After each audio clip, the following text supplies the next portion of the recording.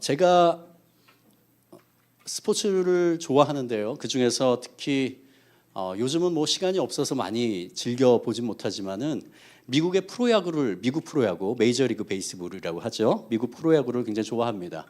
이전에 박찬호 때부터 시작해서 추신수가 텍사스 레인저스에서 활동할 때, 그리고 또 유현진이 또 작년까지 미국 메이저리그에서 활약했죠. 그런 것들 시간 날 때마다 이렇게 보면서 굉장히 환호했고 즐거워했습니다. 자, 그래서 제가 한번 조사해봤습니다. 미국 프로야구는 한 해에 162경기가 벌어집니다. 굉장히 많이 경기를 하죠. 우리나라 프로야구처럼요. 근데 미국은 규모가 굉장히 큽니다. 보통 평균 관중이요, 전체 30개 구단에 평균 관중이 2만 3천 명 정도고요. 가장 팬이 많은 가장 유명한 LA 다저스일 경우에 한 게임당 평균 관중이 4만 6천 명입니다. 그러니까 그 티켓 값이 어마어마하겠죠. 그렇게 시장 규모가 엄청나게 큰 곳이 바로 미국 프로야구입니다. 미국 프로야구에서 가장 많은 연봉을 받는 선수가 누구일까요? 여러분 혹시 아십니까? 네, 잘 모르시겠죠.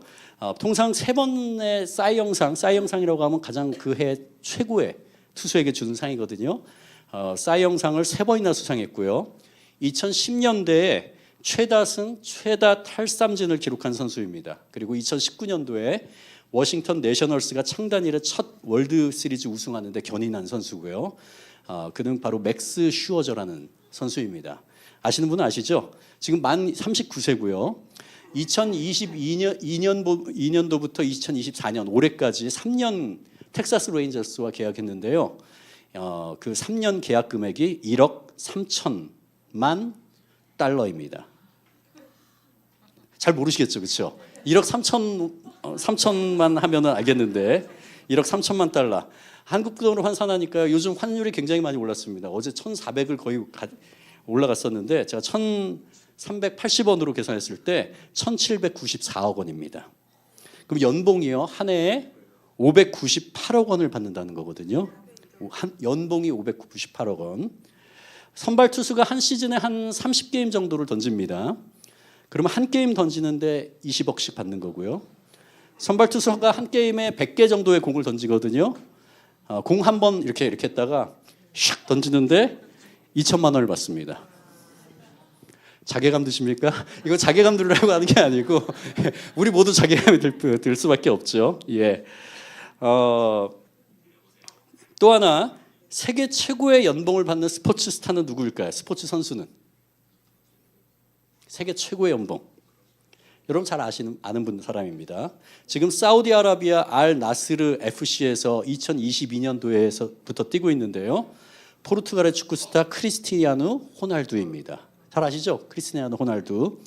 얼마가 연봉이냐면 2억 유로입니다. 2,944억 원이 연봉이에요, 한 해. 그러니까 경기 뛰는 게 아니라 그냥 하루씩 계산하면 하루에 8억씩 받습니다. 예. 이상한 세상이죠. 예. 우리가 사는 자본주의 세계에서는요, 어떤 선수가 자신의 능력과 기여도에 따라서 이렇게 천문학적인 금액의 연봉을 받는 것을 당연하다고 생각합니다. 왜냐하면 그 스포츠 스타를 보러 사람들이 비싼 티켓을 사러 오죠. 그리고 그만큼 수익이 나죠. 그만큼 이 선수에게 그 일부를 주는 거잖아요. 그러니까 이만큼 엄청난 연봉을 주더라도 그 구단은 이익이거든요. 그래서 당연하다고 생각하죠. 이것이 우리가 사는 세상입니다. 오늘 읽은 다니엘서 4장에 핵심 인물로 등장하는 왕이 있습니다. 누굴까요? 예, 느부갓네살입니다. 고대 역사학자에게는요, 굉장히 중요한 인물입니다. 그리고 많은 업적을 남긴 인물로 평가되는 왕입니다. 느부갓네살 왕. 제가 오늘 읽은 다니엘서의 배경을 잠깐 설명하면은요, 이스라엘 초대 왕이 사울이었죠. 그리고 사울 그 다음 왕이 다윗이었습니다. 다윗을 대를 이은 것이 바로 솔로몬이었죠. 근데 솔로몬은 그 아내가 1,000명이었죠. 그래서 우상 숭배로 얼룩졌습니다. 그로 인해서 아들 르호보암 때 북이스라엘과 남유다로 나뉘게 됩니다. 이 북이스라엘과 남유다는요, 많은 선지자들이 경고에도 불구하고 하나님을 버리고 우상을 섬겼습니다. 그리고 나뉜 지 200여 년 후인 BC 722년에 먼저 북이스라엘이 아수르라는 나라에 멸망합니다. 이때만 해도 바벨론이라는 나라는요, 아수르에 병합되어 있던 속국이었습니다. 속국이 아니라 그냥 병합되어 있던 나라였습니다. 세력이 거의 없었죠. 그런데 이 병합되어 있다가 아수르가 좀 약화되는 틈을 타서 BC 625년에 신바벨론 제국이 건설됩니다. 이전에 바벨론 제국이 있었거든요. 그리고 병합됐다가 말하자면 BC 625년에 독립을 한 거죠. 그리고 나서 북이스라엘이 멸망한 BC 722년 그로부터 136년 후인 BC 586년에 결국 남유다도 아수르를 멸망시키고 근동을 제패한 바벨론에 의해서 멸망하게 됩니다. 이 남유다를 멸망시킨 왕이 바로 느부갓네살입니다. 다니엘서 1장에서 4장에 등장하고요. 이 느부갓네살 왕은 잔인한 왕이었습니다. 솔로몬 성전을 파괴했습니다. 그리고 남유다의 마지막 왕이었던 시드기야의 그 앞에서 눈앞에서 두 아들을 죽였고요. 그리고 느부갓네살은 시드기야의 두 눈을 빼고 사슬로 결박해서 바벨론으로 끌고 갔습니다. 결국은 바벨론에서 옥사했죠. 이만큼 잔혹한 왕이었습니다. 느부갓네살은 남유다를 멸망시키는 과정에서 히브리인들을 세 차례에 걸쳐서 포로로 바벨론으로 끌고 왔거든요. 그 중에서 BC 605년 1차로 포로로 잡아갔을 때 그때 끌려갔던 사람 중에 다니엘과 세 친구가 있었습니다. 바벨론이라는 나라는요, 다른 모든 나라들과 동일하게 유다만 빼고 유대 나라만 빼고 많은 신들을 섬겼습니다. 다신을 숭배했죠. 많은 신산들이 그 안에 있었고요. 그렇기 때문에 느부갓네살 왕 자신도 다신교 신앙을 갖고 있었습니다. 다니엘 2장에 금은 동, 철과 진흙으로 만들어진 큰 신상에 대해서 꿈을 꾸게 되고, 사진 좀 더 띄워주시겠습니까? 예, 다니엘 2장에 나오는 내용입니다. 그리고 다니엘이 아무도 이것을 해몽하지 못했죠. 근데 다니엘이 이것을 해몽했습니다. 그리고 나서 이 느부갓네살 왕은 이렇게 고백합니다. 너희 하나님은 참으로 모든 신들의 신이요 모든 왕의 주제시로다. 그리고 이때 다니엘을 바벨론의 총리로 세우게 됩니다. 두 번째 사진 보여주시죠. 또 다니엘 3장에는요, 2장 끝에 자신의 입으로 하나님이 모든 신들의 신이라고 인정했음에도 불구하고 금으로 신상을 만들어서 그 앞에 모두 절하라고 명했습니다. 그 금신상이 바로 자기를 말하는 거죠. 목숨을 걸고 그 명령을 듣지 아니한 다니엘의 세 친구, 그들을 맹렬히 타는 풀무에 던져 넣게 하였으나 그 가운데서 머리카락도 상하지 않고 그런 기적의 사건을 경험한 후에 그는 또 이렇게 고백합니다. 사드락과 메삭과 아벳느고의 하나님을 찬송할지어다. 그는 창조주 하나님을 결코 나의 하나님으로 고백하지 않습니다. 여러 신들 가운데 그저 하나로 인정하는 정도였죠. 그러나 느부갓네살 왕의 1인칭 시점에 조서로 쓰인 다니엘 4장, 오늘 읽은 4장은요, 오늘 끝에 부분에 4절만 읽었는데 4장은요 완전히 달라진 그의 태도를, 그의 말을 볼 수가 있습니다. 다니엘서 4장 1절에서 3절 우리 한번 같이 읽어볼까요? 시작. 느부갓네살 왕은 천하에 거주하는 모든 백성들과 나라들과 각 언어를 말하는 자들에게 조서를 내리노라. 원하노니 너희에게 큰 평강이 있을지어다. 지극히 높으신 하나님이 내게 행하신 이적과 놀라운 일을 내가 알게 하기를 즐겨하노라. 참으로 크도다 그의 이적이여 참으로 능하도다. 그의 놀라운 일이여 그의 나라는 영원한 나라요 그의 통치는 대대에 이르리로다. 놀랍지 않습니까? 마치 사도 바울의 서신의 시작과 굉장히 비슷하죠. 이전처럼 많은 신들 중에 한 분이 아닌 세계와 역사를 지배하는 절대자 하나님이 분명 존재한다는 사실과 하나님의 나라는 영원함을 천하에 거하는 백성들에게 고백하는 자로 그가 변했습니다. 과연 어떤 일 때문에 그가 이렇게 하나님을 경외하는 예배자로 변한 걸까요? 한번 그 내용이 나와 있는 다니엘 4장 안으로 한번 깊이 들어가 보도록 하겠습니다. 느부갓네살은 다니엘이 2장에서 해석해 준 큰 신상의 꿈에 이어서 두 번째로 너무나도 영험하고 기괴한 꿈을 꾸게 됩니다. 그래서 그는 바벨론에 있는 많은 지혜자들, 박수, 술객, 술사, 점쟁이들을 불러서 자기의 꿈을 알려주고 해석하도록 합니다. 그런데 아무도 하지 못하죠. 결국 그는 총리인 다니엘을 불러 꿈을 말해주고 해석하게 합니다. 그 꿈을 들은 다니엘은요, 두려워서 마음이 번민하게 됩니다. 왜냐하면 그 꿈을 듣는 순간에 그 꿈의 뜻을 하나님께서 알려주셨기 때문입니다. 그 꿈은 느부갓네살 왕에게 다가올 매우 기이하고 괴이하고 끔찍한 일이어서 그 꿈의 내용이 대왕의 원수들에게 관한 것이기를 바란다고 말하면서 그 꿈을 해석해 줍니다. 그 해석이 나와 있는 다니엘 4장 20절에서 27절을 쉬운 성경으로 제가 한번 읽어보겠습니다. 구연동화처럼 한번 해보겠습니다. 그림이 여기 나올 거고요. 나무. 왕이 꿈에서 보셨던 나무는 크고 튼튼하게 자랐으며 그 꼭대기가 하늘까지 닿아서 땅 끝에서도 잘 보였습니다. 그 잎사귀는 아름다웠으며 열매는 누구나 먹을 수 있을 만큼 매우 많았습니다. 들짐승들이 나무 아래에 와서 쉬었고 가지에는 새들이 모여들었습니다. 왕이시여, 그 나무는 바로 왕이십니다. 왕은 크고 강해지셨습니다. 왕의 강대함은 하늘에 닿았고 왕의 통치는 땅 끝까지 미쳤습니다. 왕께서 볼 때 거룩한 감시자가 하늘에서 내려와서 이 나무를 베어 없애버리되 뿌리의 그루터기는 땅속에 남겨두고 그것을 쇠줄과 놋줄로 동이고 들풀 가운데 내버려 두어 이슬에 젖게 하고 들짐승과 함께 어울리게 하여 7대를 지내도록 하여라 라고 말했습니다. 왕이시여, 꿈의 뜻은 이러합니다. 이것은 지극히 높으신 하나님께서 장차 일어날 일을 왕에게 미리 보여주신 것입니다. 왕은 사람들에게 쫓겨나 들짐승들과 함께 살게 될 것입니다. 왕은 소처럼 풀을 뜯게 될 것이며 하늘에서 내리는 이슬에 젖게 될 것입니다. 7대가 지난 뒤에야 왕은 비로소 지극히 높으신 하나님께서 인간의 나라를 다스리신다는 것과 그 나라를 자기 뜻에 맞는 사람에게 주신다는 것을 알게 될 것입니다. 또 나무 뿌리의 그루터기를 땅에 남기라 명한 것은 왕이 하나님께서 다스리신다는 것을 깨달은 뒤 왕의 나라가 굳게 선다는 뜻입니다. 그러므로 왕이시여, 저의 충고를 받아들이십시오. 죄악을 버리고 옳은 일을 하십시오.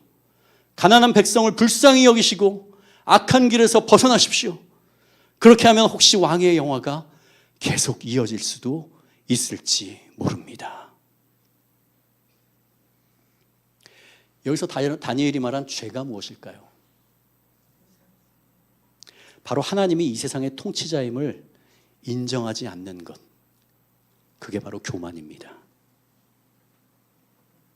사랑하는 성도 여러분, 그런데 느부갓네살 왕이 자기를 높이는 말이 어떻게 보면 이해되지 않습니까? 바벨론이란 나라는요, 북이스라엘을 멸망시킨 포악한 아수르 제국을 BC 605년에 무너뜨리고 근동 전역을 제패한 나라입니다. 제패한 것뿐만 아니라 그 당시에 가장 앞선 문명과 진보를 이룬 나라였습니다.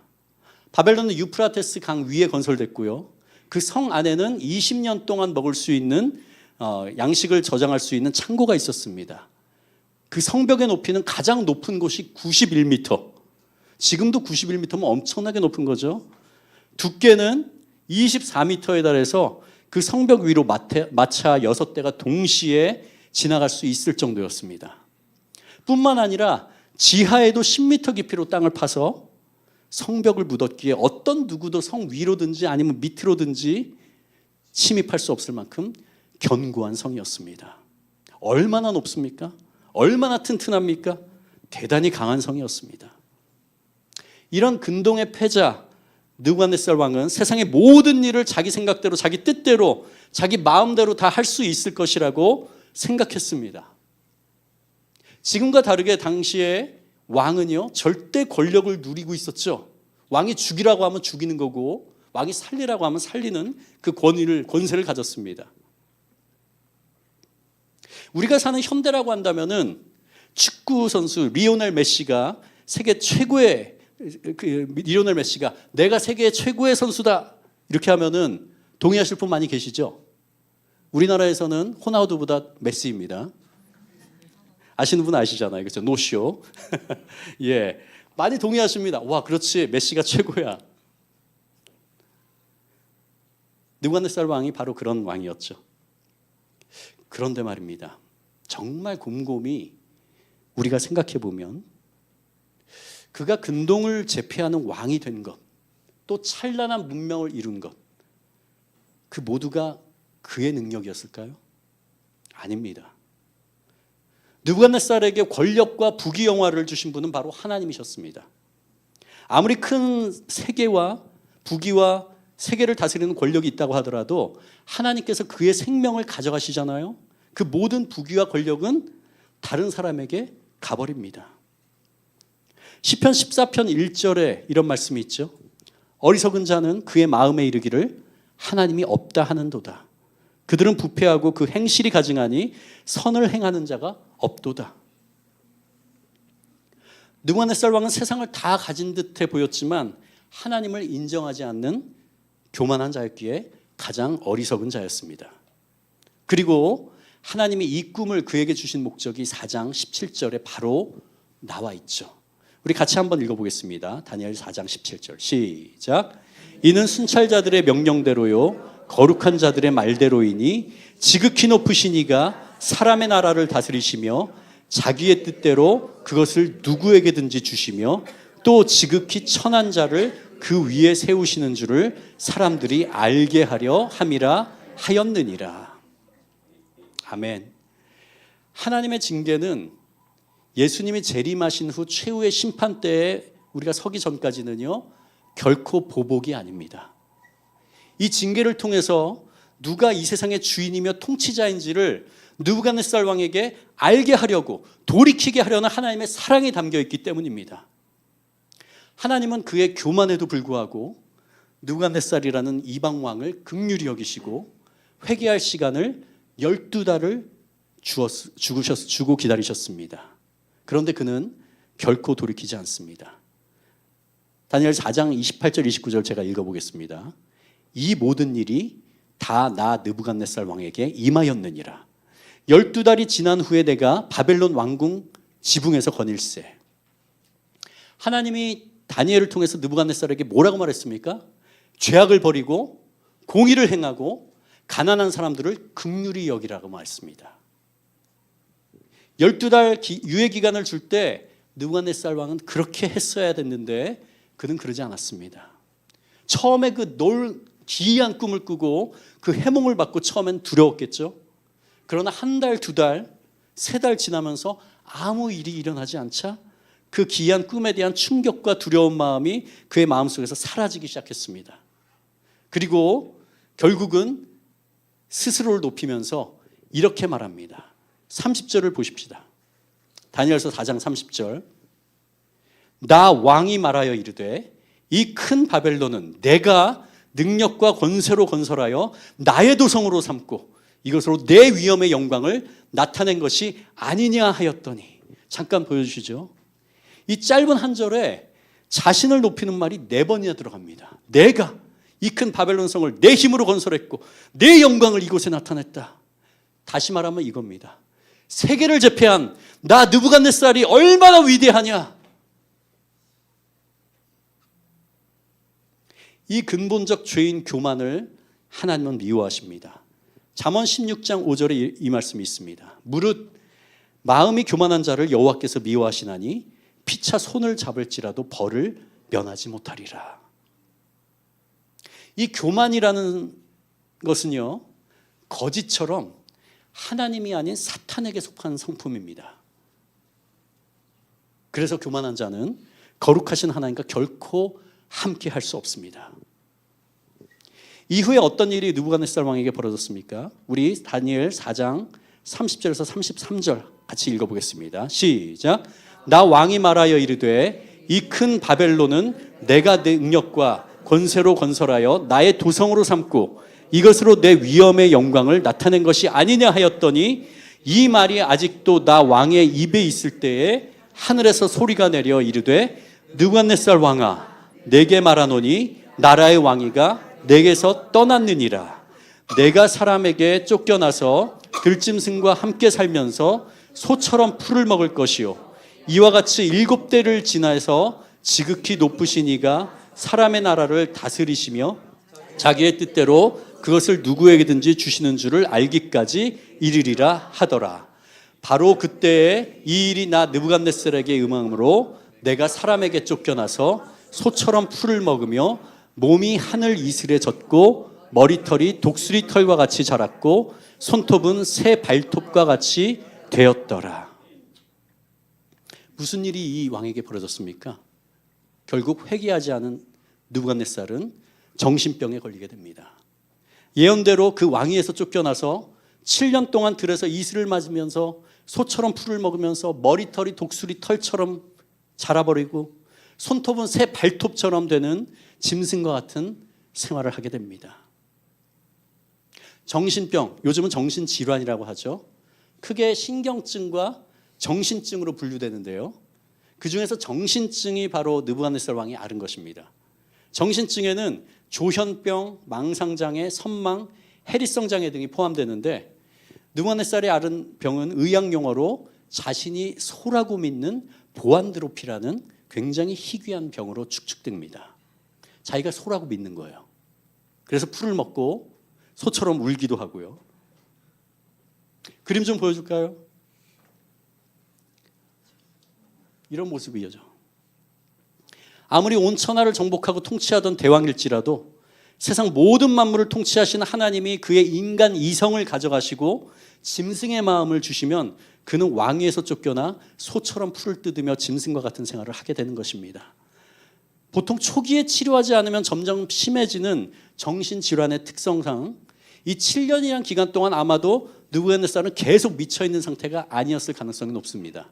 때로 미쳐있다가도요, 때로는 정신이 돌아와서 온 세상을 통치하던 자신이 왜 이렇게 짐승의 모습을 하고 비참한 생활을 하고 있는지 슬퍼하며 한탄했겠죠. 그러다 다시 이성을 잃고 소처럼 풀을 뜯다가 깨고 이슬을 맞고 다른 짐승들과 지나가 깨고 이거를 7년 동안 반복했을 겁니다. 정신증은 이성적 판단 능력이 무너지고 언어나 사회적 소통 능력이 둔화되면서 환청이나 환각을 경험하며 현실과 망상의 경계가 무너지는 것이 특징입니다. 예를 들면 실제 눈에 보이지 않는데 보여요. 실제로 들리지 않거든요. 이게 들려요. 누가 해하려고 하지 않는데 자신을 죽이려 한다는 엄청난 공포 가운데 떨고 그래서 주변 사람들로부터 숨어 지내거나 먼저 공격적 성향을 보이는 등 실제하지 않는 것을 실제한다고 믿는 증상입니다. 그런 의미에서 교만은 영적 정신병입니다. 우리가 영적으로 볼 때요, 하나님이 우리에게 재물, 건강, 가정, 교회, 직장, 재능, 살아갈 수 있도록 해와 공기와 물, 이 모든 것을 주시지 않았어요? 다 누가 주셨습니까? 하나님이 주셨죠. 그리고 하나님이 지금도 역사를 주관하고 통치하고 계시죠. 자신의 지혜로, 내 능력으로, 내 노력으로, 내 재능으로 스스로 이루었다고 생각하는 것이 교만이잖아요. 하나님이 이스라엘 백성을 하나님 품으로 돌아오게 하기 위한 도구로 사용하시기 위해서 잠깐 느부갓네살에게 세상 권력을 주셨습니다. 그래서 느부갓네살은 그것도 몰랐죠. 자기가 그 권력이 생기니까 남유다로 침공해가지고 다 노예로 잡고 불태우고 돌아온 거잖아요. 느부갓네살은 오로지 자신의 힘과 능력으로 자신의 탁월한 지혜와 계략으로 이루었다고 믿으니 이 교만이 영적 정신병이죠. 그리고 하나님은 그의 영적 정신병을 그의 육체에게 실제로 나타내 보여주신 겁니다. 영적 정신병인 교만이 얼마나 하나님 보시기에 악하고 추한 것인가를, 그리고 누가 진정한 통치자이신가를 하나님은 보여주신 거죠. 저 자신은요, 스스로 이 높이려고 하는 이 교만을 엄청 경계합니다. 다 경계들 많이 하시죠? 분립개척 초기 이야기입니다. 제가 교회에서 하는 사역을 상당히 응원해주고 그렇게 격려해주시는 집사님 한 분이 어느 날 저에게 이전에 제가 한 번도 못 들어본 이런 칭찬을 해주셨어요. 격려를 해주셨습니다. 뭐냐면은 이전에는 목사님 찬양이 너무너무 좋습니다. 은혜가 됩니다. 하면 제가 아유 감사합니다. 더욱더 기회도 해주십시오. 하나님께 영광입니다. 뭐 다 하나님의 은혜입니다. 이렇게 받았거든요. 전혀 문제가 없었습니다. 근데 그때 어떤 말씀을 해주셨냐면요. 목사님은 대체 불가이십니다. 그래서 제가 좀 이렇게 받을 수 있잖아요. 아유 아닙니다. 그래, 하지만 감사합니다. 열심히 하겠습니다. 하나님께 영광입니다. 이렇게 했으면 되는데 그 순간 제가 느낀 게 뭐냐면 알람이 여기서 딱 울렸어요. 알람이 머리에서 띠디디디디 울리면서 제가 정색을 하고 이렇게 말씀드렸습니다. 집사님, 대체 불가는 하나님께만 쓸 수 있는 단어입니다. 아마 그 집사님이 좀 무안하셨을 거예요. 근데 제가 그때 왜 그랬냐면요. 제가 그 말을 그냥 받잖아요. 제 안에서 이 말이 계속 되뇌이면서 제 자신을 높일 것 같더라고요. 그래서 어쩔 수 없이 그때는 그게 그냥 즉각적으로 나갔습니다.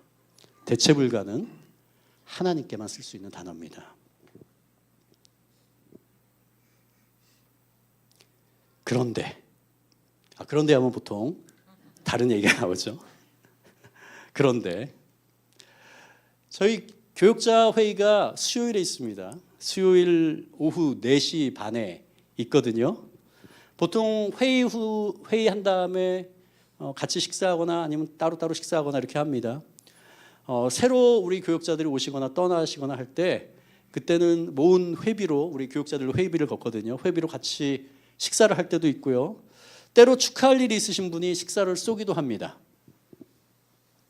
오늘은 제가 쐈습니다. 이 앞에 버거킹이 불이 났잖아요. 그래서 우리 수요일마다 버거킹을 자주 먹었는데 한동안 한 2달인가 버거킹을 못 먹었습니다. 그래서 제가 제 아내에게 부탁해가지고 저희 집 근처에 있는 동백에 있는 버거킹에서 뉴 와퍼가 나왔더라고요. 그래서 그걸 사다가 오늘은 제가 섬겼습니다. 그 이유가 있습니다. 우리 교육자들한테 왜 사시는 겁니까? 생일입니까? 아닙니다 했는데 제가 설교 시간에 말한다고 했습니다. 그래서 지금 말합니다. 제가 2012년도부터 백석대에서 강의를 시작했습니다. 강사로 시작하고 2019년도부터는 겸임 교수로 이렇게 가르치고 있거든요. 학교에서 가르치는 분은 아시겠지만은 학기 말에 꼭 그 학기 말 지난 다음에 한 달 정도 지난 다음에 강의 평가에 대해서 그 점수를 받습니다. 학생들이 평가하는 거예요. 한 학기 강의가 어땠는지 5.0 스케일로 해가지고 보내는데 지난 학기 그러니까 작년 2학기죠. 2023년도 2학기에 제가 올해가 13년 차거든요. 13년 동안 그 받을 때마다 굉장히 두근거려요. 왜냐하면은 학생들이 그 안 좋은 것도 다 쓰거든요. 제가 받았던 쓴 것 중에 대학원에서 가르쳤는데 대학원 레벨의 수업이 아닙니다. 이렇게 쓰더라고요. 수준이 낮았다는 얘기잖아요. 얼마나 가슴을 후벼 파는지. 그래서 항상 볼 때는 제발 아무것도 쓰지 말아라. 아무것도 없는 게 가장 좋거든요. 이렇게 하면서 이렇게 살짝 이렇게 보는데 지난 학기가 끝나고 올해 1월 중순에 그 강의 평가를 받았는데 여태까지 제가 강의했던 것 중에서 제일 좋은 평가를 받았습니다. 와, 너무 기분이 좋고요. 악플도 하나도 없고 기분이 좋고 보통 때 이럴 때는요 제가 하나님 감사합니다. 저처럼 부족한 자를 하나님께서 기회를 주셔서 이렇게 강의를 할 수 있도록 해주시고 이렇게 하거든요. 근데 이번에 1월 말에 교역자 회의를 갔거든요. 교역자 수련회를. 그때 카니발 안에서 제가 이걸 말해버렸어요. 자랑질을 한 거죠. 그러고 나서 얼마나 후회했는지. 순간적으로 제가 영적 정신병에 걸린 겁니다. 교만. 이 증상이 순간적으로 와요. 이거를 물리쳐야 되는데 그리고 나서 이게 지금 1월 말이었죠. 지금 거의 3달이 지났거든요. 여기까지 남아 있었어요. 이렇게 이 가시가 손에 박힌 것처럼. 그래서 오늘 빼는 날입니다. 그래서 오늘 자랑값으로 햄버거를 이렇게 사드리고 다시는 안 하겠습니다. 이런 의미로. 맛있게 드셨죠? 예. 예. 하나님이 하신 거죠. 제가 한 게 아닙니다. 하나님이 기회를 주시고 강의를 할 수 있는 기회를 주시고 또 학생들의 좋은 평가를 받았다면 저한테 그것을 학생들이 공감할 수 있는 그런 것들을 보여주시고 아이디어도 주시고 하셔서 한 거지 제 스스로 한 게 결코 아닙니다. 우리 신앙인들이 은혜를 경험한 후에 변질되어 가는 과정이 있습니다. 하나님을 인격적으로 처음 만났을 때 예수 그리스도가 십자가에 달려 나를 위해서 죽으셨다는 것을 정말 머리가 아니라 가슴으로 체험했을 때 너무 기쁘죠. 막 웁니다. 나 같은 죄인을 구원하셨다는 사실에 감격하고 하나님께 더욱 나를 비워드리고 주재권을 인정하면서 살아갈 때 기쁨이 충만한 생활을 하려고 하죠. 그리고 하나님이 내 삶 가운데서 나를 통해서 기적을 베푸시고 일하시는 것이 보이기 시작합니다. 성경을 묵상할 때, 말씀을 들을 때 나의 양심과 생각 가운데 하나님의 음성을 듣기 시작합니다. 나의 피폐했던 삶이 풍성해지죠. 그러나 어느 순간 착각하기 시작합니다. 하나님의 베풀어신 그 풍성함이 전부는 아닐지라도 아주 작은 일부는 나의 노력으로 된 것이 아닌가 하는 교만한 마음이 조금씩 싹트기 시작합니다. 당연히 하나님의 도우심이 있었죠. 그렇죠? 그걸 부인하는 거 아닙니다. 그것이 없다면 불가능했겠죠. 그러나 그래도 내가 열심히 한 무언가가 있었기 때문에 아닌가 하는 마음이 살짝 스며듭니다. 하나님이 내 삶의 모든 지분을 다 갖고 계시지만 그래도 내가 삶 가운데서 참된 신앙으로 살아가려고 발버둥치고 노력했기 때문에 가능한 것 아닌가? 그래도 그 풍성함의 1% 정도의 지분은 갖고 있지 않은가 하는 교만이 고개를 듭니다. 아니 노력한 건 아닐지라도 내가 하나님 말씀을 읽을 때 말씀을 통해서 나에게 다가왔을 때 내가 순종했기 때문에 순종이 쉬워요? 아니요, 쉽지 않아요. 근데 순종했기 때문에 이루어진 거라는 생각이 듭니다. 뭐예요? 순종조차도 자신의 의를 드러나는 도구가 됩니다. 지금 이 모든 것에 있어서 내가 기여한 것이 아주 약간은 있지 않을까 하는 순간이 바로 우리가 교만해졌다는 징후이고 변질돼가는 증거입니다. 근데 처음에는요 1% 정도라고 생각했거든요. 이게 커지기 시작합니다. 2%, 3%, 5%, 나중에는 10%, 20%, 30%. 결국은 하나님이 하신 것이 아니라 하나님께 순종도 잘하고 실력도 어느 정도 갖췄고 영성도 있는 꽤 괜찮은 바로 내가 열심히 했기 때문에 이 풍성함이 가능한 것 아니냐라고 스스로 우쭐거리는 마음을 갖게 됩니다. 제 마음을 지금 분석한 겁니다. 여러분이 그렇다는 게 아니고. 저는 타락한 목사들이요 처음에 잘 이해가 되지 않았어요. 아마도 처음부터 하나님을 위한 것이 아닌 자신의 영광을 위해서, 자기의 영달을 위해서 목회도 시작했을 것이라고 생각했습니다. 제가 신학교 처음 갔을 때 그런 친구들 봤거든요. 물론 그런 사람도 일부 있겠죠. 그러나 나중에 깨달았어요. 그런 목회자, 타락한 목회자 대부분은요 그들도 처음에는 순수한 마음으로 시작했겠구나. 하나님 앞에서 자신을 부인하면서 하나님께 도와달라고 울부짖으며 매달리고 금식하며 기도하고, 그런데 어느 순간 교인이 늘기 시작하고 교회 재정이 안정되기 시작하고 사람들이 하나님이 쓰시는 큰 종이라고 막 지켜 세워주고 교계에서 좀 유명해지고 기독교 TV와 신문 기사에도 나오고, 이때 스스로를 더욱 낮추고 나는 아무 자격도 없고 저는 아무것도 아닌데 하나님께서 저를 불쌍히 여기셔서 이런 놀라운 일을 이루셨지요. 하나님 감사합니다. 하나님 감사합니다. 100% 진정으로 자신을 부인하면서 하나님을 높였더라면 변질되지 않죠. 근데 어느 순간 하나님이 하셨죠. 그런데 그래도 내가 그렇게 교회를 위해서 고생했고 기도했고 헌금했고 충성 봉사했기에 교회가 이렇게 부흥한 거 아닙니까? 내 설교로 많은 사람들이 은혜 받았으니 교회가 이렇게 성장한 거지. 나는 사람들의 칭찬과 고생해서 교회를 이렇게 성장시킨 공로에 대한 응당 대우를 받을 만해. 뭔가 기시감이 느껴지지 않습니까? 이 큰 바벨론은 내가 능력과 권세로 건설하여 나의 도성으로 삼고 이것으로 내 위엄의 영광을 나타낸 것이 아니냐. 이것이 목회자들이 변질되는 과정입니다. 어느 누구도 예외일 수 없어요. 성도들도 마찬가지죠.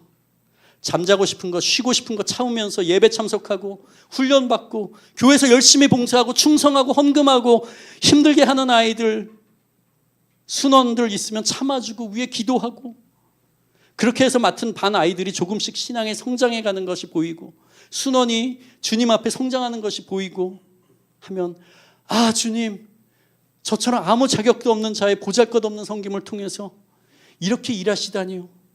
놀라우신 하나님이십니다. 너무 감사합니다 주님. 이런 마음을 평생 유지한다면 신앙이 변질되지 않죠.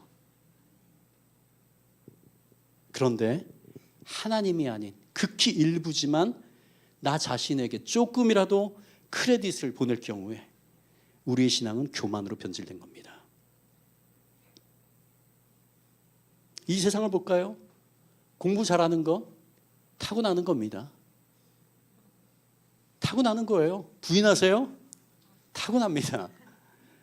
딱 읽으면은요 다 외워져요. 제 아내가 그랬거든요. 같이 공부하는데 한 5시간만 공부하자면 다 외워요. 전 정말 공부 불공평하다고 생각했거든요. 공부 잘하는 사람들 달달달달 외워서 수능 점수 잘 받고 좋은 대학 가고 의사 되고 변호사 되고 판사 되고 누가 그 머리를 주셨어요? 하나님이 하나님의 뜻에 따라서 각기 나눠준 거죠. 그렇죠? 근데 어떻게 해요? 자기 자랑하죠. 똑똑하다고 자랑하고 또 좋은 직장을 잡고 했으니까 의스대죠. 누립니다. 그 권력을 누립니다. 누구와 같습니까? 느부갓네살 왕과 같습니다. 저는 음악을 가르칠 때 음악하는 친구들 많이 보거든요. 음악적으로 탁월한 음악계에도 이렇게 재능이 굉장히 차이가 많이 있습니다. 근데 정말 그 한 중간 정도 재능이 있는 친구가 한 100시간을 하는 거를요. 정말 탁월한 친구는요. 한두 시간 이렇게 보고 해요. 그리고 훨씬 잘해요. 재능입니다. 재능. 탑 레벨에 가면은 이런 괴물 같은 친구들이 다 열심히 해요. 그리고 나서 자기가 이 세상에 뭐가 된 거냐? 의스대죠. 교회를 볼까요? 우리 교회가 그래도 건강한 교회 맞습니까? 아, 확신이 없으시네. 큰일 났네. 건강한 교회 맞습니까? 건강한 교회가 되기 위해서 사투를 벌이고 있지 않습니까? 안 하세요? 담임 목사님이랑 저랑 우리 교육자들만 합니까? 아니잖아요. 우리가 선해서 그래도 건강한 교회가 되기 위해서 사투를 벌이는 겁니까? 우리가 선해요? 아니잖아요. 잘 아시잖아요. 패역한 존재인 우리를 하나님께서 불쌍히 여기셔서 우리에게 구원해 주시고 또 이 정도로 성숙하도록 하나님께서 기다려 주시고 참아 주시고 인내해 주시고 그 덕분에 우리가 지금 그나마 이 자리에 와 있는 거잖아요. 아니에요? 하나님의 전적인 도우심입니다. 100%입니다. 이것을 잊는 순간 우리 교회는 변질됩니다. 여러분 직장이나 커리어에서 두각 나타내는 것, 그 부분에 잘하는 또는 적응하는 그런 재능을 하나님이 주셨기 때문에 가능한 것 아닙니까? 이것을 잊고 기억하는 이것을 잊지 않고 기억하는 자가 하나님이 주신 은혜를 간직하는 자예요. 설교 처음에 언급한 스포츠 스타들 있죠? 엄청난 금액을 받는 세계 탑 클래스의 운동 능력 그 잊지 않으면 결코 그렇게 되지 못합니다. 누가 주셨습니까? 타고난 운동 감각, 운동 능력. 위로 올라갈수록 정말 타고난 감각이 괴물 같은 친구들만 남거든요. 미국 프로야구 선발 투수 평균 키가 몇인지 아세요? 188이에요. 평균 키가. 저는 죽어나 깨나도 절대 못합니다. 미국 사람들은요, 제가 미국인 교회에 사역했잖아요. 손이 제 손의 4배만 해요. 손가락 하나가 이렇게 길어요. 그래서 그 공을 딱 잡을 때 탁구공 잡는 것 같아요. 그걸로 돌리고 해가지고 스핀이 엄청나게 돌고 이렇게 휘는 거지, 저처럼 손가락이 짧으면 절대 못합니다. 타고나는 게 엄청나게 많죠. 물론 노력한 것도 있죠. 의스대고 자랑하면서 내가 이룬 양, 내가 세계 최고라고 하죠. 사도 바울은 고린도전서 15장 10절에 이렇게 고백했습니다. 내가 나된 것은 하나님의 은혜로 된 것이니 내게 주신 그의 은혜가 헛되지 아니하며 내가 모든 사도보다 더 많이 수고하였으나 내가 한 것이 아니요 오직 나와 함께 하신 하나님의 은혜로다. 아멘. 은혜란 거저 주어진 것입니다. 몇 퍼센트? 100%입니다. 100%. 왜? 우리는 무능하고 우리는 다 죄인이기 때문에 스스로 이 죄 문제를 해결할 능력이 없는 무능한 자입니다. 그렇기 때문에 하나님이 거저 주어야만 했죠. 나의 공로로, 나의 노력으로 된 것이 전혀 없습니다. 우리의 기여도는 0%예요. 0.0000001%도 우리의 노력이라는 불순물이 그 안에 끼어들 수가 없습니다. 그게 은혜예요. 그래서 사도 바울은 우리의 주님을 향한 수고조차도 하나님의 은혜로 된 것이라고 고백하지 않습니까?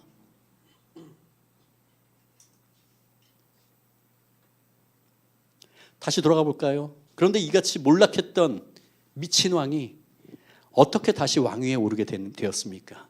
느부갓네살 왕이 왕으로 재등극하게 된 과정을 한번 보겠습니다. 다니엘 4장 34절 35절 제가 읽어보겠습니다. 그 기한이 참에 나 느부갓네살이 하늘을 우러러 보았더니 내 총명이 다시 내게로 돌아온지라.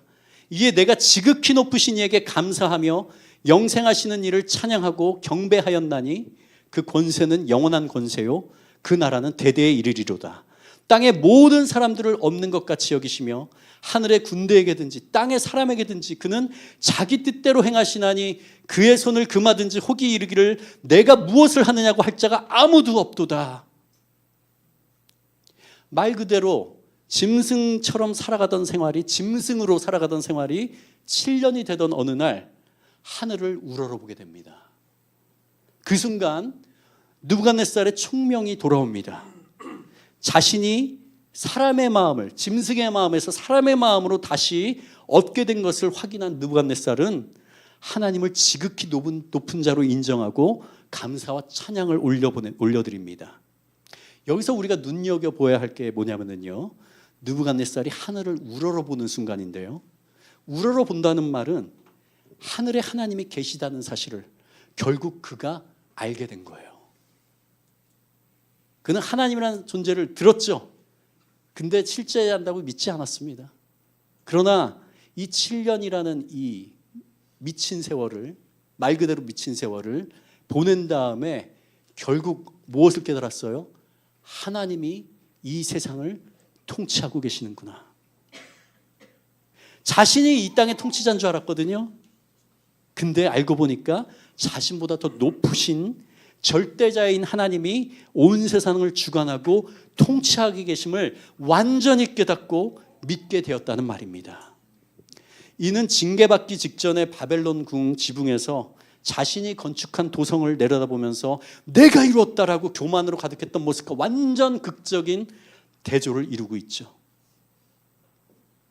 그래서요, 총명이 내게 돌아올 때, 이게 오늘 제목이죠.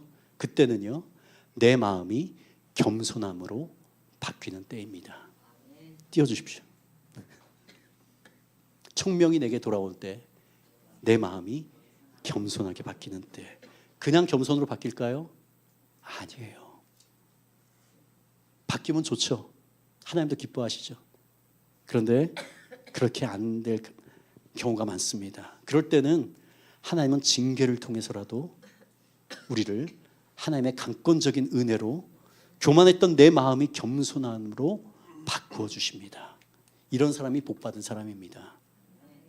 하나님이 이 세상 우주 만물의 통치자요, 자신이 아무리 큰 것을 이루었다고 생각할지라도 그 구석구석에 하나님의 긍휼히 여기시고 베푸신 손길이 닿지 않은 것이 하나도 없음을 깨닫는 것이 바로 세상의 총명과 본질적으로 다른 영적인 총명입니다. 하나님이 내 삶의 통치자이고 주관자이신 것을 인정할 때 우리가 하늘의 총명을 얻게 되는 때입니다. 느부갓네살이 이렇게 자신의 교만함을 회개하고 하나님이 통치자임을 인정하고 자신이 이루었다고 생각했던 모든 것이 하나님의 은혜임을 깨닫게 되었을 때 하나님을 찬양하고 그 찬양 가운데 그의 이전의 모든 지위를 하나님이 회복해 주십니다. 그 찬양이 담긴 구절, 그 교만하던 왕이 시편을 쓴 다윗처럼 겸손하여져서 하나님을 찬양하는 구절이 바로 37절입니다. 마지막으로 다 같이 읽겠습니다. 시작. 그러므로 지금 나 느부갓네살은 하늘의 왕을 찬양하며 칭송하며 경배하노니 그의 일이 다 진실하고 그의 행하심이 의로우심으로 교만하게 행하는 자를 그가 능히 낮추심이라. 아멘. 하나님은 이 땅에 주어지고 누리는 모든 것이 우리 스스로 이루었다라고는 조금도 생각하지 않는 그런 겸손한 자를 찾으십니다. 하나님이 온 세상의 통치자이심을 온전히 깨닫게 하시는 분이십니다. 할렐루야. 주님을 찬양합니다. 우리 같이 찬양하겠습니다. 우리 찬양팀 나오시고요.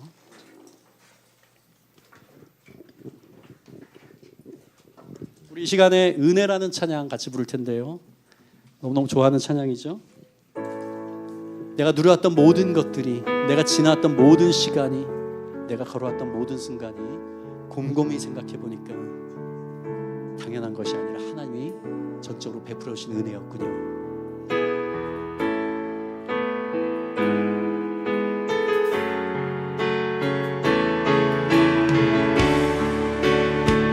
같이 고백하겠습니다. 내가 누려왔던 모든 것들이, 내가 누려왔던 모든 것들이, 내가 지나왔던 모든 시간이,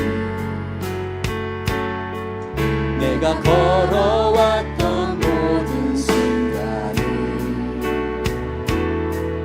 당연한 것 아니라 은혜였어. 아침 해가 뜨고 아침 해가 뜨고 저녁에 노을, 봄의 꽃향기와 가을의 열매, 변하는 계절의 모든 순간이 당연한 것 아니라 은혜. 모든 것이 은혜, 모든 것이 은혜,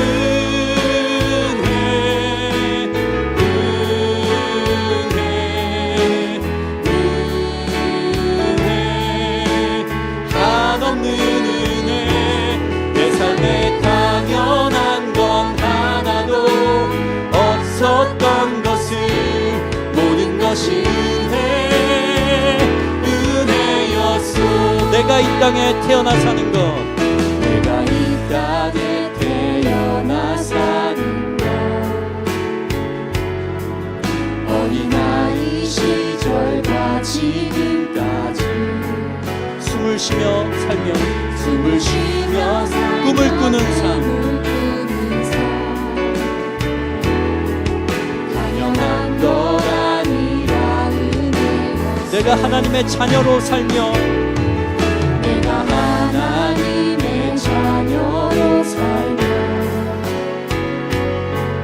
오늘 찬양하고 예배하는 삶, 복음을 전할 수 있는 축복이, 복음을 전할 수 있는 축복이 당연한 것 아니라 은혜. 모든 것이 은혜, 모든 것이 은혜,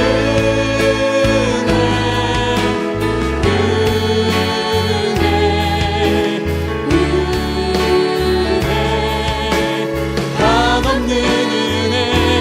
내 삶에 당연한 건 하나도 없었던 것을, 모든 것이 은혜, 은혜, 모든 것이 은혜, 모든 것이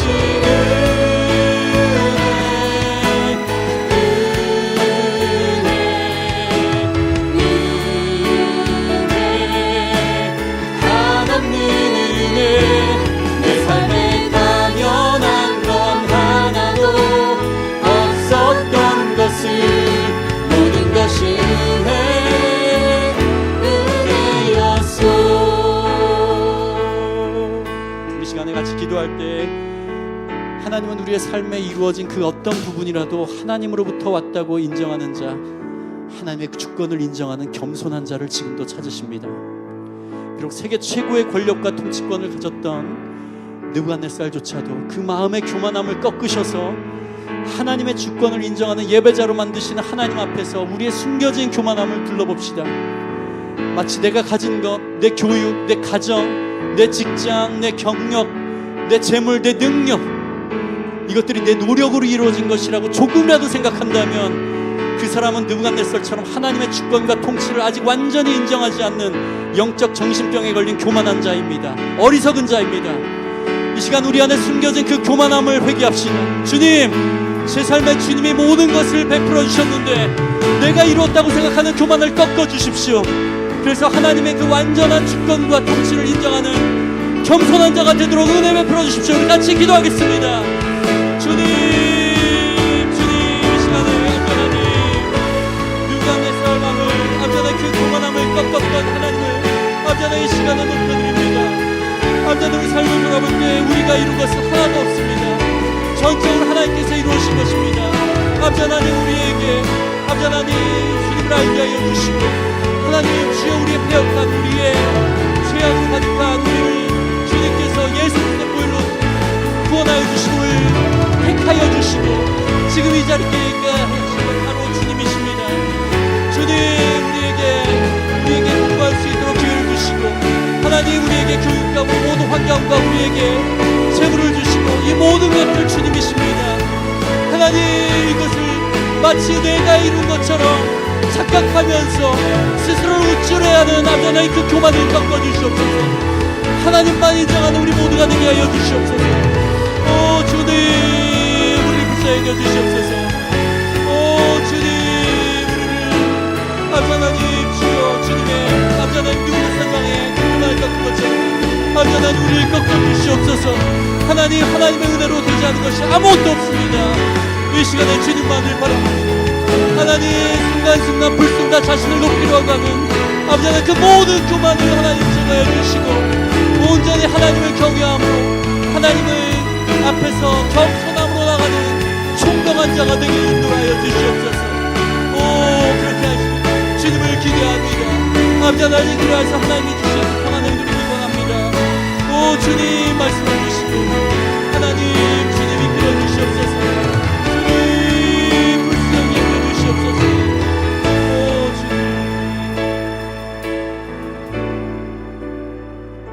하나님께서 느부갓네살 왕에게 꿈으로 경고하시면서 다니엘 4장 27절을 통해서 말씀하셨죠.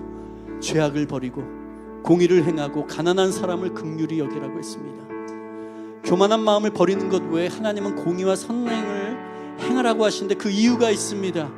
그가 가진 모든 권력, 모든 부귀영화, 명예, 이 모든 것을 주신 분이 하나님이심을 기억하면서 하나님께 잠시 위임받은 것들을 스스로를 높이는 자신만을 위해서 사용하지 말고 항상 감사하면서 가난한 자들, 연약한 자들, 소외된 자들을 긍휼히 여기고 그들을 보듬고 도와주라고 하시는 것입니다. 그러나 느부갓네살 왕은 그렇게 하지 않아서 징계를 받게 되죠. 진심으로 하나님이 이 세상의 통치자임을 인정하는 성도들은 나에게 주신 재능, 돈과 건강, 힘을 자신의 것으로 여기지 않고 이웃을 섬기고 나누고 흘려보내는 자들입니다. 이런 행위가 하나님을 영화롭게 하며 하나님이 보시기에 아름다운 선행이 되는 것입니다. 오늘 우리에게 주신 비록 적은 재물일지라도, 적은 건강일지라도 그것을 우리와 우리 가족만을 위해서 사용하지 않기 원합니다. 이 모든 것을 하나님이 거저주셨으니 우리 주변의 이웃을 위해서, 교회 공동체를 위해서, 하나님의 나라와 영광을 위해서 나누고 베푸는 자가 되기를 원합니다. 이것은 선택사항이 아니라 하나님이 크신 은혜를 덧입은 자는 당연히 감사함으로 반응하며 행하는 것입니다. 하나님의 통치 가운데 나누고 베푸는 자녀로 살아가는 것이 참된 행복임을 우리의 삶으로 증명하는 그런 자들이 되기를 원합니다라고 기도하시면서 우리 함께 꿈꾸는 교회도 하나님의 긍휼하심을 여김으로 말미암아 지금까지 오게 된 것 항상 감사하면서 우리 이웃을 섬기고 미자리 교회를 섬기고 선교사들을 구원하는 데 힘쓰는 항상 겸손한 교회가 될 수 있도록 우리 함께 기도하시겠습니다. 오 주님, 주님, 우리에게 주신 그 건강과 재물, 하나님 주여 모든 것들, 오 주님, 이 모든 것들 주변을 위해 흘려보내는 자들이 되기 원합니다. 우리 스스로 한 것이 하나도 없습니다. 주님께서 그저 거저주셨죠. 하나님, 그렇기 때문에 하나님 이 받은 사명으로 아버지 하나님, 그것을 우리 이웃을 섬기는데, 우리 주변에 가난하고 병든 자를 섬기는데, 소외자를 섬기는데 하나님, 그런 우리가 되게 하여 주시옵소서. 오 주님, 그런 얼마나 진정한 행복을 누리는 우리 모두가 되게 하여 주시옵소서. 하나님, 우리 함께 꿈꾸는 교회가 바로 그러한 교회가 되길 원합니다. 하나님, 인간들의 생각과 인간의 높아짐이 아니라 우리 인간은 전부 다 철저하게 낮아지고 오로지 하나님만 높여지고 하나님만 앞에 드러나는, 하나님의 영광만 드러나는 교회가 되게 하여 주시고, 아버지 하나님, 이웃을 보듬고 섬기고 미자리 교회를 섬기고 선교사들을 구원하는 데 힘쓰는 아버지 하나님, 그런 교회들이 되게 하여 주시옵소서. 아버지 하나님, 우리 모두 한 사람 한 사람이 하나님의 그 놀라우신 은혜와 사명을 감당하면서 아버지 하나님, 이것을 겸손하게 행하는 자들이 되게 하여 주시옵소서. 이것이 우리를 불러오신 교회의 사명입니다.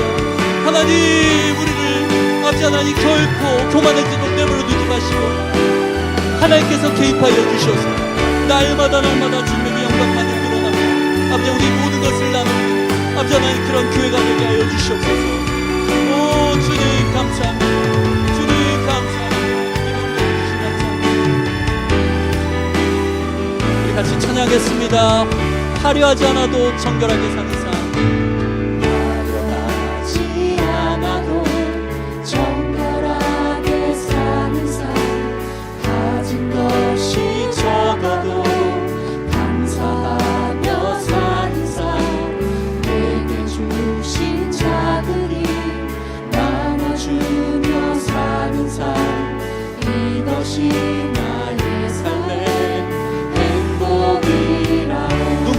많지만 기도할 수 있는 것, 눈물 날 일 많지만 기도할 수 있는 것, 억울한 일 많으나 주를 위해 참는 것, 비록 짧은 작은 삶 주 뜻대로 사는 것, 이것이 나의 삶의 행복이라오.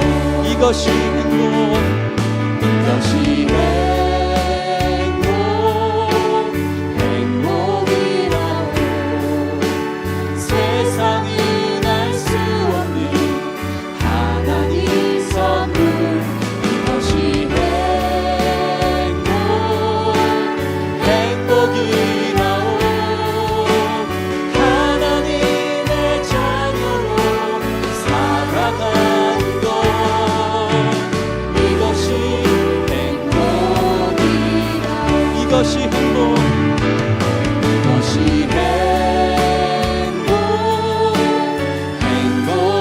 행복이라오. 세상은 알 수 없는 하나님 선물. 이것이 행복이라오. 하나님의 자녀로 살아가는 것,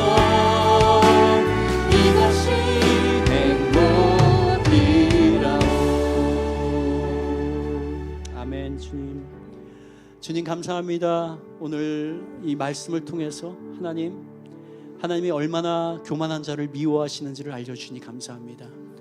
하나님 없이 살아가는 자도 교만한 자지만, 그러나 하나님을 믿는다고 하면서 하나님을 온전히 의지하지 않고 내가 무엇인가를 이루었다고 조금이라도 생각하는 자가 바로 교만한 자라고 다시 한번 일깨워 주시니 감사합니다. 하나님, 교만한 자가 절대 되지 않기 원합니다. 하나님, 우리가 정신 못 차리고 우리의 영적 정신병인 교만이 우리를 엄습할 때 하나님, 우리를 징계하셔서라도 하나님의 겸손한 자, 하나님의 총명한 자로 바꾸어 주시옵소서. 하나님께서 개입하여 주시옵소서.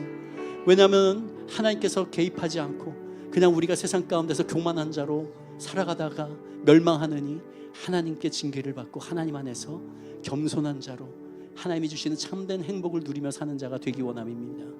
하나님, 우리 가정이 그런 가정이 되게 하여 주시고, 하나님, 우리 함께 꿈꾸는 교회가 바로 하나님만을 높여드리고 하나님께만 영광 돌리고 어떤 인간도 높아지지 않는 그러한 교회가 되게 하여 주시옵소서.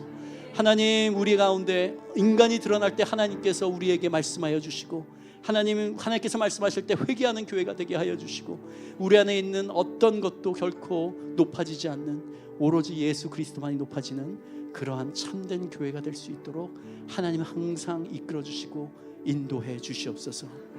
하나님, 오늘 하나님께서 주신 그 사명을 다시 한번 깨닫습니다.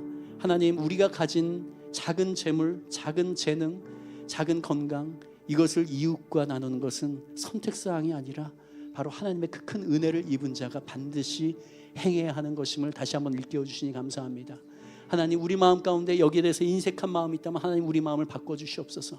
하나님 바꿔주셔서 하나님이 모든 것을 다 주셨으니 하나님의 뜻대로 이것을 나누고 베풉니다 라는 그러한 넉넉한 그 은혜 가운데 풍성함을 누리는 우리 모두가 될 수 있도록 하나님 인도해 주시옵소서.